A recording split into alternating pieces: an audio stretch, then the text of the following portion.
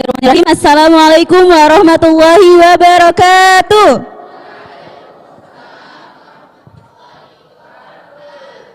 Oke, tadi videonya itu adalah gambaran kondisi generasi pada saat ini. Walaupun agak macet-macet ya, nggak jelas gitu ya. Oke, nah kita kembali ke judul Bahsul Masail kita, yaitu Sad Boy, Mental Illness, Generasi Strawberry. Berbicara tentang sad boy, pasti kita udah nggak asing lagi dengan sosok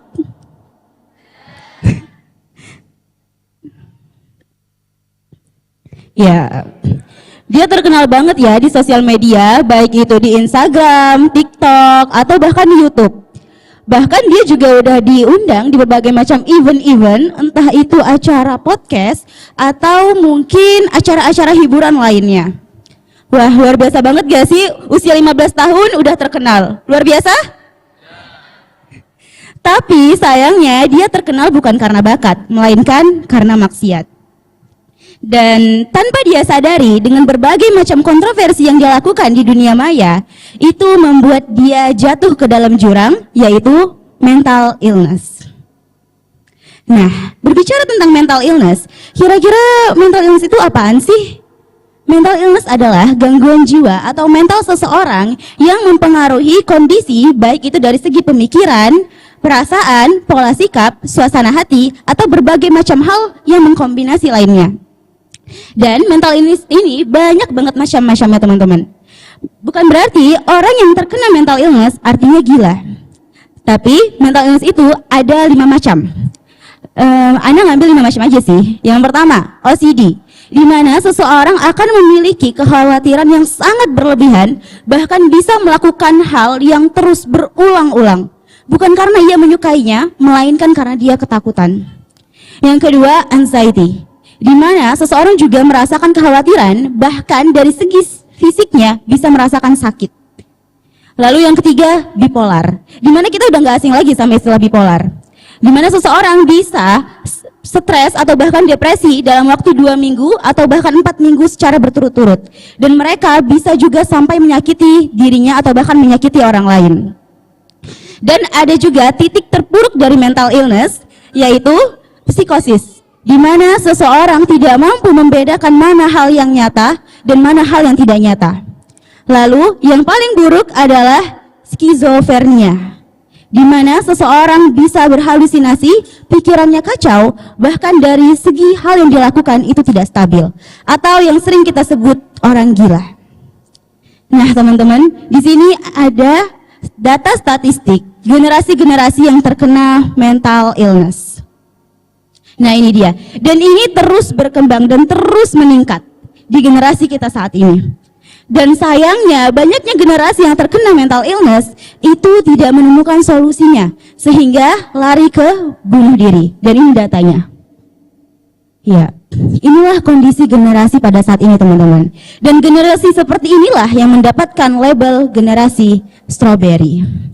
Generasi strawberry ini awalnya ada julukan yang dikenal di Taiwan untuk orang-orang yang lahir pada tahun 1982 sampai 1991. Bahkan menurut Profesor Ronald Canali dalam bukunya Generation Strawberry, itu mengatakan bahwa sebenarnya generasi itu memiliki tingkat kreativitas yang sangat tinggi dan memiliki pola pikir yang sangat cemerlang. Akan tetapi sayangnya generasi saat ini tidak menyadarinya, sehingga mereka melakukan hal yang sia-sia, bahkan sampai pesimis tentang masa depannya, sehingga menjadi generasi yang tidak bervisioner dan tidak memiliki orientasi dalam hidupnya. Mari kita lari ke analisis sedikit. Next. Nah, fenomena Fajar sad boy ini sungguh menunjukkan generasi alay yang abai terhadap dirinya sendiri. Tidak hanya dari sisi sad boy-nya, juga ada dari sisi sad girl-nya. Yaitu, ya pasti kita udah sangat kenal ya sama dia. Sangat viral kan? Lagunya yang apa, gimana? Oh iya, sangat viral dan bahkan banyak sekali yang menghafal, mengagumi, bahkan mengidolakannya. Luar biasa ya. Nah, kalau kita berkaca di generasi zaman keemasan, di mana Islam mampu menguasai 2/3 dunia dalam waktu 13 abad lamanya, tentu kita tidak menemui generasi-generasi strawberry. Kita tidak menemui generasi-generasi yang bermental illness, tapi generasi-generasi yang bermental baja, generasi-generasi pejuang.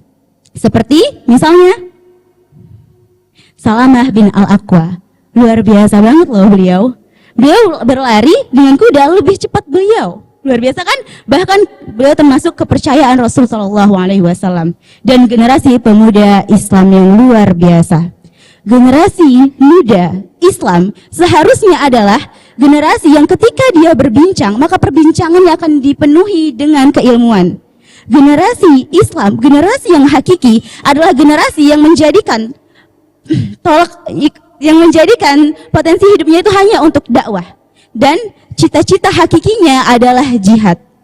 Dan generasi yang hakiki akan menjadikan dasar kalimat la ilaha illallah menjadi sebuah kalimat yang paling menjadi motivasi terkuat untuk bisa menaklukkan bangsa-bangsa menjadi satu negara. Dan dengan kalimat la ilaha illallah tak sampai 100 tahun Madinah bisa menjadi cahaya. Lantas apa dan salah siapa dengan kondisi generasi yang seperti ini? Maka kita akan mendengarkan paparan dari pemateri kita selanjutnya. Kepada ukhtuna tafadhol masy'ura.